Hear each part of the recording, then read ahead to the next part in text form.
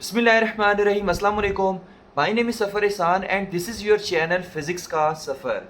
आज के लेक्चर में हम चैप्टर नंबर 17 जो कि सेकेंड ईयर फिज़िक्स का एक चैप्टर है उसकी हम एग्जाम्पल करेंगे, क्योंकि इसकी जस्ट एक ही एग्जाम्पल है और वही आज के लेक्चर में हम करेंगे। तो इसकी ना स्टेटमेंट बहुत ज़्यादा बड़ी थी, तो मैंने कहा सिर्फ 2 लाइंस लिखते हैं और बाकी जो मोबाइल में पीडीएफ में मेरे पास सेव है बुक वहाँ से पढ़ेंगे, ठीक है। और साथ साथ डाटा लिखते जाएंगे, साथ साथ समझाते जाएंगे, तो इंशाल्लाह ये हलवा मक्खन मलाई हो जाएगी। एग्जाम्पल कहता है a steel wire 12 millimetre in diameter is fastened to a log. कहता है कि अगर ये हमारे पास क्या है, ये एक स्टील वायर है जिसका जो डायामीटर है, ठीक है, डायामीटर अगर ये इसकी मोटाई है, ठीक है, स्टील वायर की, तो ये इसका क्या है, ये इसका डायामीटर है। और इस स्टील वायर का डायामीटर कितना दिया हुआ है, वो है 12 मिलीमीटर। वो कितना है, 12 मिलीमीटर। और इसको हम लिख सकते हैं 12 into 10 to raise power -3 metre. 12 into 10 to raise power -3 metre, ठीक है, क्योंकि मिली 10 टू रेज पावर -3 होता है। अगर मुझे इस डायामीटर से रेडियस निकालना है तो हम रेडियस कैसे निकालते हैं, d/2 करके, आपको पता होना चाहिए। d कितना है, 12 इंटू 10 टू -3 डिवाइडेड बाई 2 करेंगे तो 2 1s are 2 और 2 6s are 12, तो ये आ जाएगा r is equal to 6 multiply by 10 to raise power -3 metre आ जाएगा। तो डायामीटर से ही हमने रेडियस को भी निकाल लिया। ओके हो गया। अच्छा, नेक्स्ट कहता है इस फास्टन टू अ लॉग। इसको हमने क्या किया है, एक लॉग से बांध दिया है। और हम लॉग क्या होता है, जैसे ये दरख्त का तना नहीं होता, ठीक है, अक्सर वो ट्रैक्टर के पीछे जो है ना, वो वायर के साथ तना सा से बांध के घसीट के लेके जा रहे होते हैं जंगल से। तो ये हमारे पास वायर के साथ उन्होंने क्या कर दिया, एक लॉग बांध दिया, एक तना सा बांध दिया है, ठीक है, दरख्त का।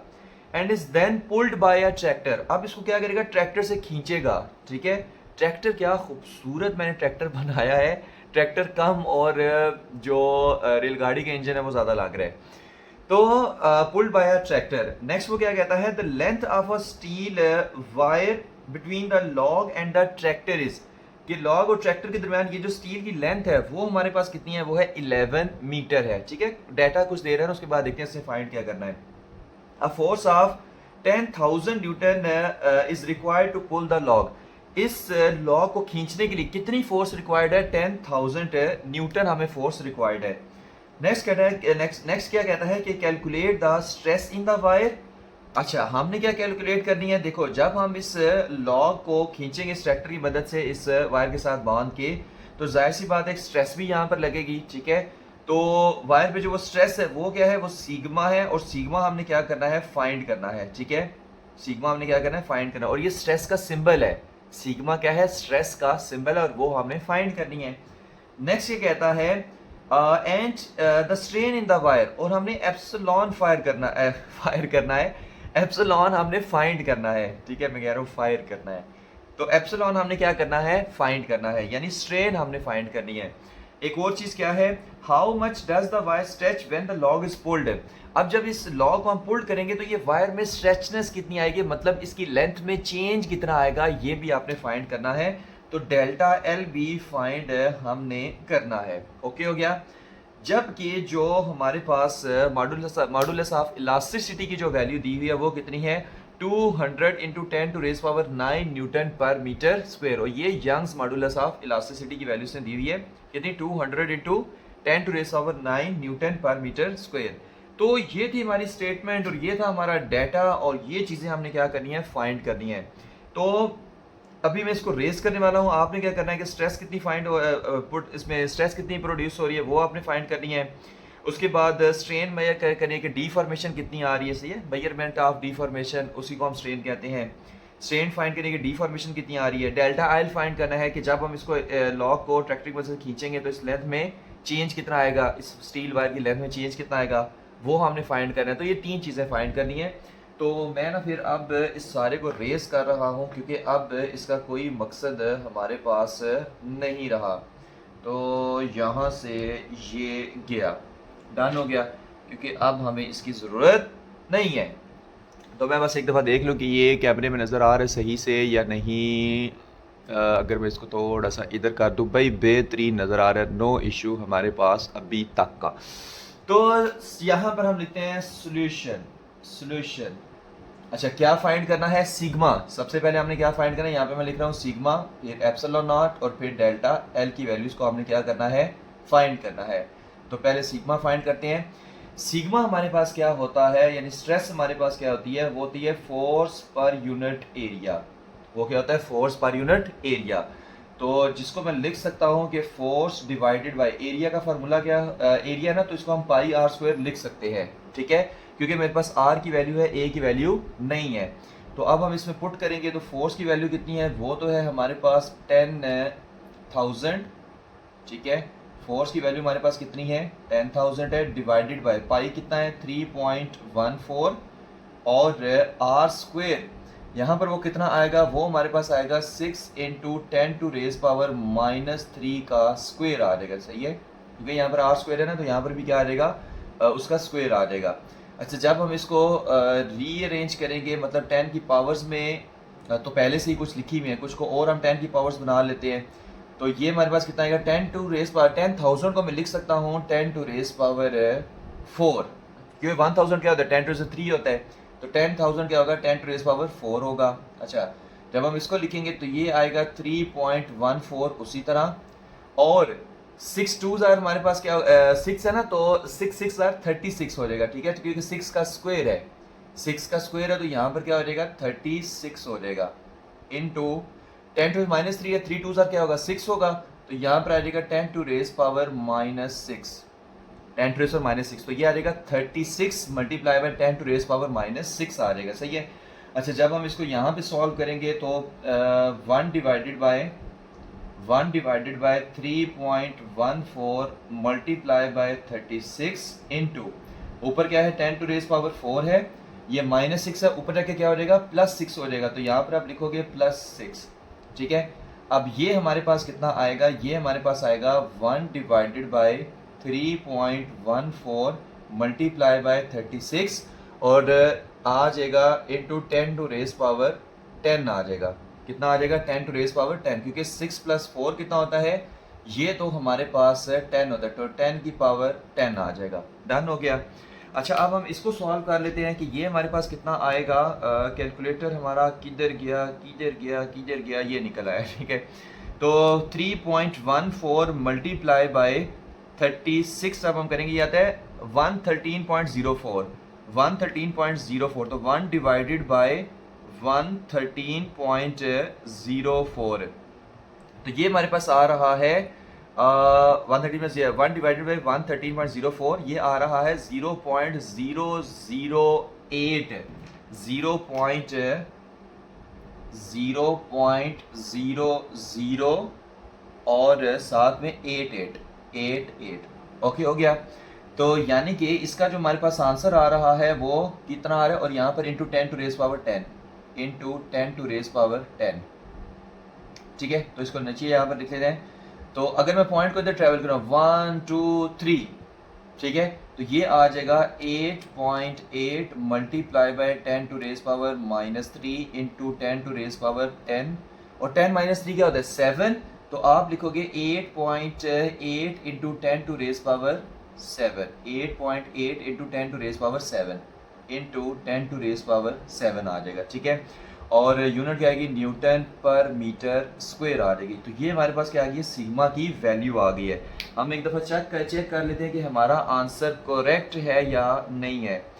तो यहाँ पर उसने लिखा है 88 इंटू 10⁻6 है। कितना लिखा है? 88 इंटू 10⁻6 लिखा हुआ है। तो हम ना इसको 88, क्योंकि मेगा पास्कल में वो लाना चाह रहा है, तो हम पॉइंट को इधर एक और ट्रेवल कर लेते हैं। तो यहाँ पर क्या आ जाएगा? ये बन जाएगा 88, ठीक है, और पॉइंट को इधर ट्रेवल किया ना, तो 10⁻1 एक आ जाएगा, तो -1 + 7 क्या होता है? 6 होता है। तो ये हमारे पास आ जाएगा इंटू 10⁻6, मतलब यहाँ पर 8.8 था, इंटू 10⁻7 था, तो 8.8 को मैंने 8.8 किया, तो 10⁻7 की बजाय 10⁻6 बन गया। तो यहाँ पर आ जाएगा न्यूटन पर मीटर स्क्वायर, और ये आ जाएगा सिग्मा। तो सिग्मा को उसने लिखा हुआ है कि 88 मेगा पास्कल आ जाएगा, ठीक है। ये हमारे पास आंसर कितना आएगा? 88 मेगा पास्कल। वैसे वहाँ मिल के 88.46 मेगा पास्कल, तो ओके है, ठीक है। 88 मेगा पास्कल भी आप लिख सकते हैं, कोई इशू नहीं है, क्योंकि यहाँ से मैंने आगे वाली वैल्यूज़ को स्किप कर दिया था, नो इशू। तो ये था हमारा सिग्मा जो हमने फाइंड करना था।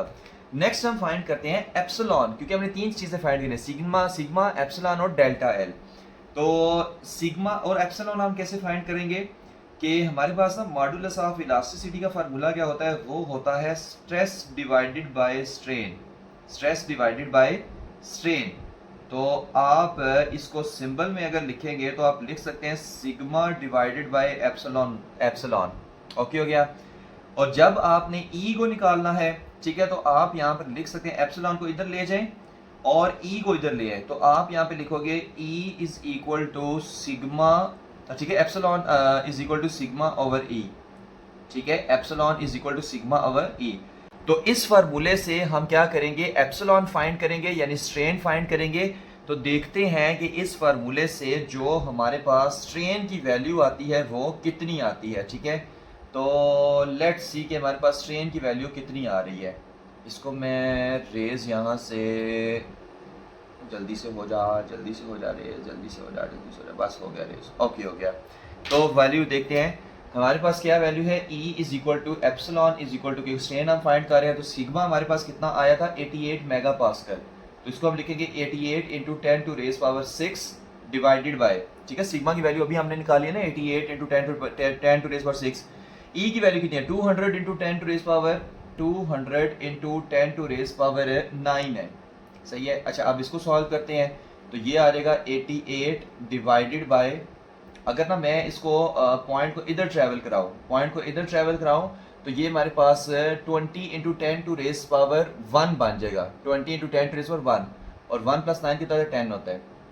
तो ये बन जाएगा 20 multiply by 10 to raise power 10, और ऊपर क्या है इंटू 10 टू रेज पावर 6 आ गया, सही है। कुछ भी नहीं है, 10 टू 6 है, इसको 200 को मैंने 20 कर दिया और 10 टू 9 को 10 कर दिया, ठीक है। तो एक ही बात है, इससे कोई इशू नहीं होता। अच्छा अब हम इसमें 10 की पावर्स को सेपरेट कर लेते हैं, तो ये आएगा 88 divided by 20 multiply by 10 to raise power 6, और 10 है ना ऊपर क्या हो जाएगा -10, ठीक है। अच्छा अब हम जब इसको सॉल्व करेंगे तो ये आएगा 88 divided by 20 is equal to कितना आएगा 6 माइनस 10, ये हमारे पास आ जाएगा इंटू 10 टू रेज पावर -4 आ जाएगा, ओके हो गया। अच्छा जब 10 टू रेज -4 आ जाएगा, अब हम इसकी ना वैल्यू को फाइंड कर लेते हैं कैलकुलेटर की मदद से, कि अगर हम करेंगे 88 डिवाइडेड बाय 20 तो ये आ जाएगा 4.4, तो 4.4 into 10 to raise power -4 answer आ जाएगा, और इसकी कोई यूनिट नहीं होगी। क्यों नहीं होगी? क्योंकि स्ट्रेन की कोई यूनिट नहीं होती है, ठीक है। अच्छा मैं देख लेता हूँ कि हमारा आंसर करेक्ट है या नहीं है। तो 4.4 इंटू 10 टू -4 हमारा आंसर बिल्कुल करेक्ट है, सही है। तो एप्सिलॉन भी हमारे पास फाइंड हो चुका है। अब हम बाकी चीज़ों को देख लेते हैं कि डेल्टा एल, देखो सिग्मा फाइंड करना था, एप्सिलॉन फाइंड करना था, डेल्टा एल फाइंड करना था, सिग्मा फाइंड हो गया, एप्सिलॉन फाइंड हो गया। तो अब डेल्टा एल का देखते हैं। डेल्टा एल क्या होता है? एप्सिलॉन का फार्मूला होता है change in length divided by original length, change in length divided by original length. अब हमने फाइंड क्या करना है डेल्टा एल को, तो यहाँ पर आप लिखोगे delta L is equal to E into L, मतलब इस एल को इधर ई के साथ क्या कर, ई इसको बार बार कहते हैं एप्सिलॉन, एल को एप्सिलॉन के साथ क्या कर दो, मल्टीप्लाई कर दो। अच्छा इस एप्सिलॉन को ना कभी ई भी कहते हैं कभी एप्सिलॉन भी कहते हैं, तो इसमें इतना टेंशन ना लिया करें। तो एल इंटू एप्सिलॉन बराबर आपके, तो delta L is equal to epsilon की वैल्यू कितनी है, वो है 4.4 multiply by 10 to raise power -4, ठीक है।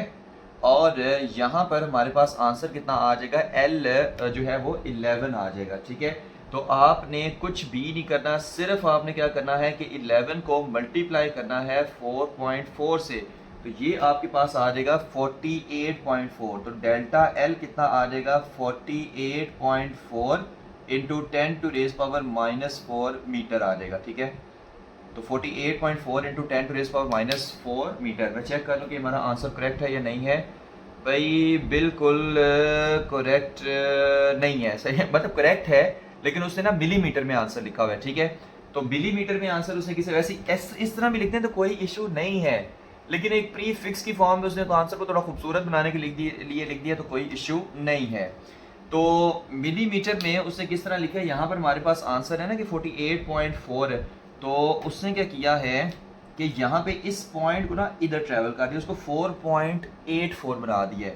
तो delta L is equal to 4.84। अच्छा, पॉइंट को इधर ट्रेवल करेंगे तो ये 4.84 इंटू 10⁻⁻1 बनेगा और +1 बनेगा, ठीक है। 4.84 इंटू 10⁻+1, तो +1 -4 कितना होता है, ये होता है -3 होता है, ठीक है। +1 -4 ये होता है 10⁻³ आ जाएगा, ठीक है। और मीटर, और इसको जब हम लिखेंगे तो ये आ जाएगा delta L is equal to 4.84 millimetre आ जाएगा। ओके हो गया। तो यही चीज़ें हमने फाइंड करनी थी, एक डेल्टा एल की वैल्यू फाइंड करनी थी, एक एप्सिलॉन फाइंड करना था, और सिग्मा हमारे पास कितना आया था, वो आया था 88 मेगा पास्कल। तो सिग्मा भी फाइंड हो गया, डेल्टा एल भी फाइंड हो गया, और एप्सिलॉन भी फाइंड हो गया, ठीक है। एप्सिलॉन हमारे पास कितना आया है 4.4 इंटू 10⁻⁻⁴, ठीक है। ये एप्सिलॉन की वैल्यू है। तो ये भी फाइंड हो गए, ये भी फाइंड हो गया, ये भी फाइंड हो गया, ये भी फाइंड हो गया। तो ये थी हमारी एग्जाम्पल, आपको सारी समझ आ गई होगी। Thank you very much. Allah हाफिज़।